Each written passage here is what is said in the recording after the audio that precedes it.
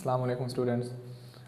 आज हमने पढ़ना है scalars, vector and representation of vector. पिछले लेक्चर में आपने लोगों ने डिस्कस किया था काइनेमेटिक्स को। हमने दूसरा चैप्टर स्टार्ट किया तो काइनेमेटिक्स में आपने काइनेमेटिक्स को डिस्कस किया था, फिर आपने रेस्ट और मोशन को डिस्कस किया था, और फिर उसके बाद आपने मोशन की टाइप डिस्कस की थी। आई एम श्योर कि आप लोगों को याद होगा, याद होना भी चाहिए। ठीक है, अच्छा आज हम क्या डिस्कस करने वाले हैं? Scalar, vector. ठीक है, हम यहाँ पे देखते हैं कि आपके पास स्केलर क्या है और वेक्टर क्या है। स्केलर और फिर किसको डिस्कस करना है आपने? यहाँ पे वेक्टर को डिस्कस करना है।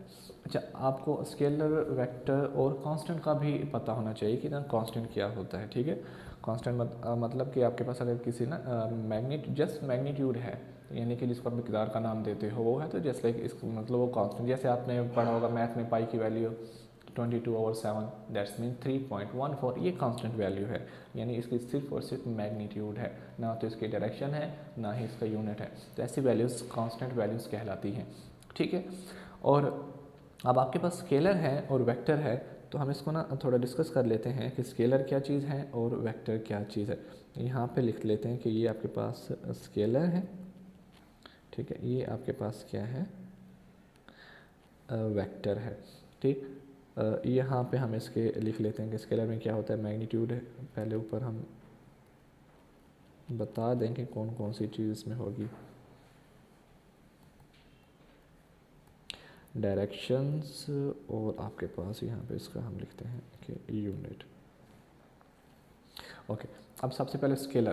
तो स्केलर क्या चीज़ है? स्केलर्स क्वांटिटीज़ ऐसी क्वांटिटीज़ होती हैं जिसमें सिर्फ आप क्या डिस्कस करते हो? वाला मैग्नीट्यूड डिस्कस करते हो, डायरेक्शन उसमें नहीं होती।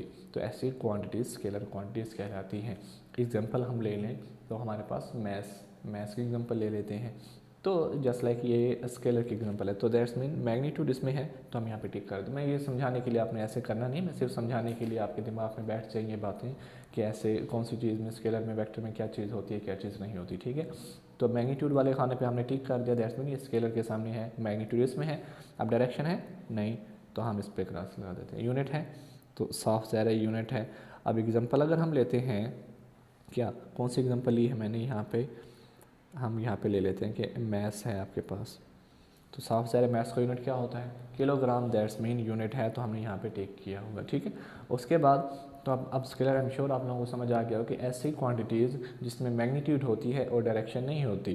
ठीक है, that's quantities who has only magnitude. ठीक है, तो डायरेक्शन ना हो तो वो क्वांटिटीज़ आपके पास स्केलर कहलाती हैं। मिसाल के तौर पे मैथ्स हो गया, तो इसका यूनिट किलोग्राम है, दैट्स मीन यूनिट पे भी टिक किया हुआ है। तो आपके पास अब स्केलर क्वांटिटीज़ को हमने यहाँ पे डिफाइन कर दिया है। आई एम श्योर कि आपको अब ये याद होगा। उसके बाद क्या आता है? वेक्टर। वेक्टर क्वांटिटीज़ कौन सी होती हैं? साफ सारे ऐसी क्वांटिटीज़ जिसमें क्या हो? मैग्नीट्यूड भी हो, डायरेक्शन भी हो। मैग्नीट्यूड है, मैं यहाँ पे टिक कर रहा हूँ, डायरेक्शन है, मैं यहाँ पे टिक कर रहा हूँ, तो साफ सारे यूनिट भी इसका होगा। मिसाल के तौर पे क्या है एग्जांपल? बहुत सारी एग्जांपल है, मैं सिर्फ एक एग्जांपल दे रहा हूँ यहाँ पे कि वेलोसिटी है हमारे पास। तो वेलोसिटी कौन सी क्वांटिटी है? ये हमारे पास वेक्टर क्वांटिटी है। इसका यूनिट क्या होता है? यूनिट हमें पता है, इसका यूनिट होता है मीटर पर सेकंड, और इसका यूनिट क्या था? किलोग्राम में यहाँ पे लिख दो, ये मीटर पर सेकंड। दैट्स मीन डायरेक्शन भी है और मैग्नीट्यूड भी है। तो ऐसी क्वांटिटीज़ आपके पास वेक्टर क्वांटिटीज़ कहलाती हैं। So that's quantities whose has only magnitude and direction, तो ऐसी क्वांटिटीज़ वेक्टर कहलाएंगी। That's quantities whose has only magnitude, that's quantities called scalar quantities. तो ऐसी क्वांटिटीज़ स्केलर कहलाएंगी जिसकी सिर्फ मैग्नीट्यूड हो, जिसमें मैग्नीट्यूड और डायरेक्शन दोनों हो, वो आपके पास वेक्टर क्वांटिटी कहलाती है। ठीक है, ये आपके पास हो गया स्केलर और वेक्टर का। ठीक है, यहाँ पे स्केलर और वेक्टर। अब आपके पास आगे है वेक्टर को रिप्रेजेंट कैसे करते हैं। ठीक है, रिप्रेजेंटेशन ऑफ वेक्टर, ये आपको पता होना चाहिए। Representation of vectors. ठीक, वेक्टर्स को हम कैसे रिप्रेजेंट करते हैं इसको आपको पता होना चाहिए।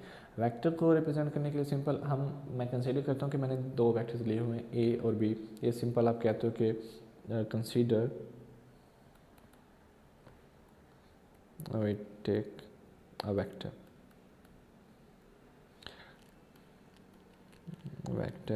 विच इज़ ए। अब ये मैंने एक वेक्टर लिया ए। अगर मैं इसको शो करता हूँ वेक्टर की फॉर्म में, तो ये ऐसे सिंपल शो नहीं होगा, ये हम स्केलर भी कंसीडर किया जाता है। लेकिन जब आप वेक्टर इसको शो करवाओगे तो आप इसके ऊपर एरो लगाओगे, तो अब ये वेक्टर को शो करेगा कि ये आपके पास वेक्टर है। वेक्टर को शो करने के लिए सिंपल हम इसको ऐसे भी लिख सकते हैं, ये ए है तो मैं इसके ऊपर एरो लगा देता हूँ, तो इसका मतलब अब ये वेक्टर को शो करवाएगा। अब अगर मैं इसके ऊपर हाफ एरो लगाता हूँ, इसका मतलब अब ये भी वेक्टर को शो करवा रहा है, ठीक है। अगर मैं इसके ऊपर सिंपल बार लगा देता हूँ, जस्ट लाइक दैट, बार लगा देता हूँ, तो तब भी ये वेक्टर को शो करेगा, ये याद रखिएगा। और एक और बात कि अब इसको हम, अगर मैं ना इसको ऐसे बोल्ड लेटर में लिख देता हूँ, तो तब भी ये वेक्टर को शो करेगा। किस में भला? बोल्ड लेटर में लिखता हूँ, ये याद रखना।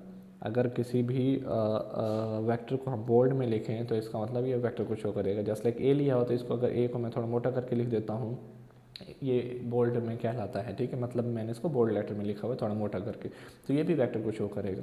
तो ये एमसीक्यूज में भी पिक किया जाता है सवाल, शॉर्ट सवाल भी, how we can represent the vector, vector को कैसे रिप्रेजेंट करते हैं, तो आपने बताना है कि वेक्टर्स को आप कैसे रिप्रेजेंट करोगे, ठीक है स्टूडेंट्स। तो अब आगे हम अगर देखें, इसके अलावा हमारे पास कौन से टॉपिक हैं आगे, आपके पास डिस्टेंस है और डिस्प्लेसमेंट है, ये दो डेफिनेशन, शॉर्ट डेफिनेशंस हैं।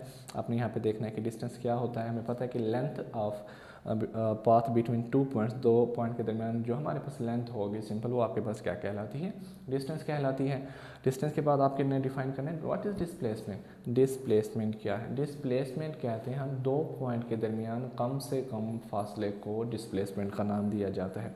मिसाल के तौर पे मैं कहता हूँ कि shortest distance between two point, दो पॉइंट के दरमियान जो कम से कम फासला है वो आपका डिस्प्लेसमेंट कहलाता है, ठीक है। तो पूरी जो लेंथ होती है वो आपका डिस्टेंस कहलाता है। तो ये फ़र्क याद रखना है डिस्टेंस का और डिस्प्लेसमेंट का, ठीक है स्टूडेंट। आज के लिए इतना बहुत है, हम इंशाल्लाह नेक्स्ट लेक्चर में हाज़िर होंगे अपने अगले टॉपिक के साथ। अल्लाह हाफ़िज़।